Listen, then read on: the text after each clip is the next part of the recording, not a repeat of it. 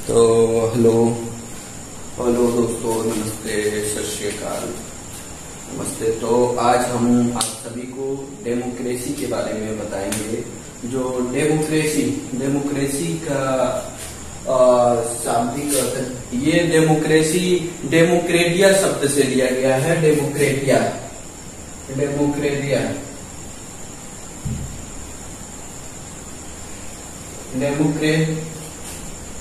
शब्द से लिया गया है, और जिसका और इसमें डेमोस का मतलब होता है प्यूपल। डेमोस का मतलब होता है लोग। ऐसे समझ लें कि डेमोक्रेसी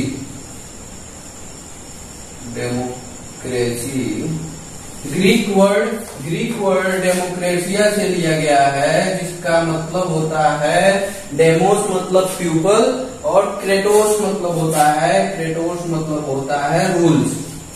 तो ऐसे इसके साफ मतलब से ही पता चल जाता है कि ये रूल ऑफ पीपल है। तो इसका मतलब है रूल ऑफ पीपल। डेमोक्रेसी का मतलब है रूल ऑफ पीपल। तो अब जरूरी बात जानना ये है कि ये रूल ऑफ पीपल जरूरी क्यों है। डेमोक्रेसी में ये रूल ऑफ पीपल जरूरी क्यों है, और ये इसका जरूरत क्यों पड़ा।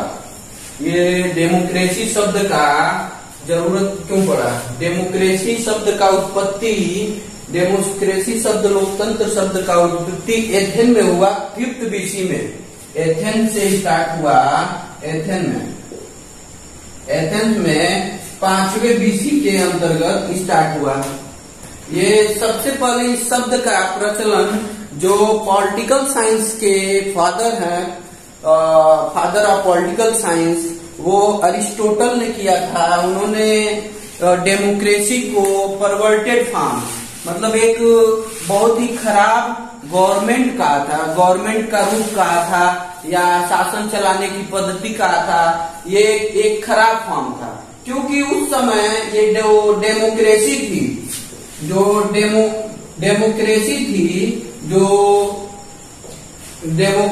थी जो लोकतंत्र था, जो उस समय लोकतंत्र था। एथेन में जब अरिस्टोटल ने बताया था कि ये परवर्टेड फॉर्म या वोट फॉर्म या सबसे खराब फॉर्म ऑफ गवर्नमेंट है, तो उस समय ये डेमोक्रेसी 2 प्रकार की, सिर्फ डायरेक्ट डेमोक्रेसी होती थी। डायरेक्ट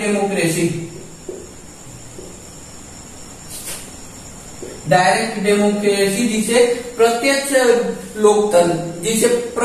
लोकतंत्र भी हम लोग कह सकते हैं, जिसे प्रत्यक्ष लोकतंत्र कहते हैं। इसमें होता क्या था कि जो पूरे देश के लोग, जैसे ये कंट्री के सारे पीपल मिलके एक कोई निर्णय लेते थे, उस पे सारे लोग का डिसीजन होता था। इस डायरेक्ट डेमोक्रेसी में सारे लोगों का डिसीजन होना अनिवार्य था। तो इसलिए ये डिसीजन होना संभव नहीं था, क्योंकि पूरे देश में एक एग्जाम्पल ले लिया जाए कि अगर भारत में सारे लोगों को एक कानून बनाना हो, सबका हस्ताक्षर और सबका एग्रीमेंट जरूरी हो, तो ये जाहिर सी बात है कि बहुत सारे लोग एग्री नहीं होंगे। तो ये और कोई ऐसा असेंबली भी नहीं होगा, या कोई ऐसा प्लेस भी नहीं होगा जहां पूरे देश के लोग एकत्रित हों, और जहां सारे लोग मिलके किसी टॉपिक को चुने और वोट करे उसे, या ऑर्डर पारित करे। तो इसलिए संभव नहीं था। इसलिए जो फादर ऑफ पॉलिटिकल साइंस थे अरिस्टोटल ने डायरेक्ट डेमोक्रेसी को, क्योंकि उस समय प्रचलन में डायरेक्ट डेमोक्रेसी था, प्रत्यक्ष लोकतंत्र था, इसलिए प्रत्यक्ष लोकतंत्र पद्धति वाले गवर्नमेंट को उन्होंने सबसे खराब गवर्नमेंट कहा। और जो गवर्नमेंट सिंगल राजा के द्वारा या सिंगल शासक या सिंगल तानाशाह के द्वारा चलता था, उसे उन्होंने अच्छा कहा, क्योंकि डिसीजन लेने में सिंगल का योगदान रहता था। सिंगल वो स्वतंत्र था, कोई भी डिसीजन ले सकता था। और डायरेक्ट डेमोक्रेसी में डिसीजन लेना संभव और आसान नहीं था, क्योंकि चूंकि इसमें सारे लोगों का इन्वॉल्वमेंट था। अब दूसरा आता है इनडायरेक्ट डेमोक्रेसी। अब ये इनडायरेक्ट डेमोक्रेसी है। इनडायरेक्ट डेमोक्रेसी को हम लोग इनडायरेक्ट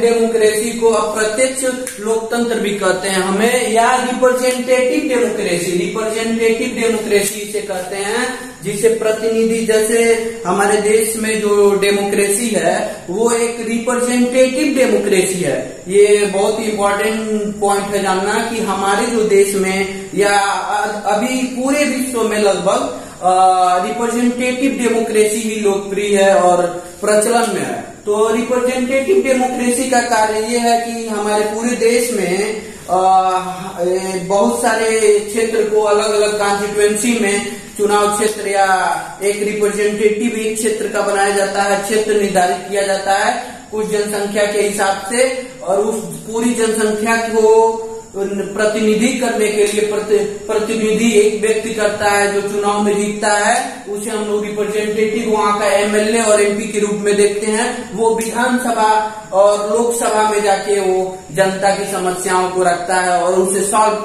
करने की कोशिश करता है। इसे ही हम लोग इनडायरेक्ट डेमोक्रेसी या रिप्रेजेंटेटिव डेमोक्रेसी, अप्रत्यक्ष डेमोक्रेसी के नाम से हम लोग जानते हैं, जो इस समय प्रचलन में है। 1863 में अब्राहम लिंकन ने कहा था डेमोक्रेसी के डिफिनीशन में, government of the people, government by the people, government for the people. इसे ही हम लोग डेमोक्रेसी कहते हैं। जिस देश का गवर्नमेंट जनता के द्वारा हो, जिस देश का गवर्नमेंट या पूरी शासन प्रणाली जनता के द्वारा हो, जनता के लिए हो, जनता का हो, जनता के द्वारा हटाया जा सके, जनता के द्वारा बैठाया जा सके। अब पूरा रूल ऑफ गवर्नमेंट जो हो वो रूल ऑफ पीपल के द्वारा हो, गवर्नमेंट के द्वारा जो गवर्नमेंट वहां का बनाई जाएगी वो पब्लिक के द्वारा बनाई जाएगी, हटाई जाएगी पब्लिक। ये इसे ही हम लोग डेमोक्रेसी कहेंगे। अमेरिका के 16वें राष्ट्रपति अब्राहम लिंकन के अनुसार ये डेमोक्रेसी का डिफिनीशन कहा गया है।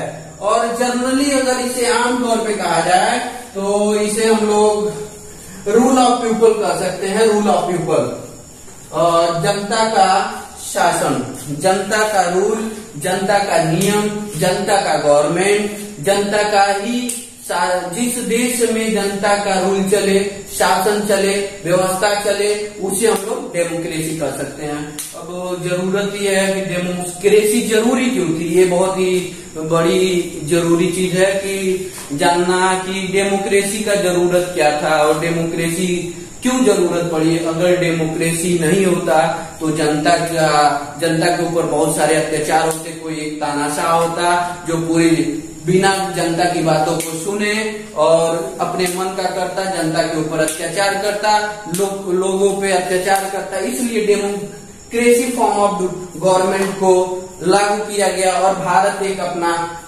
विश्व का सबसे बड़ा एक डेमोक्रेसी कंट्री है, डेमोक्रेटिक रिपब्लिक कंट्री है और ये रिप्रेजेंटेटिव डेमोक्रेसी है। और मैं ये आशा करता हूँ आप लोगों ने डेमोक्रेसी शब्द को समझ चुके होंगे, लोकतंत्र शब्द को समझ चुके हैं।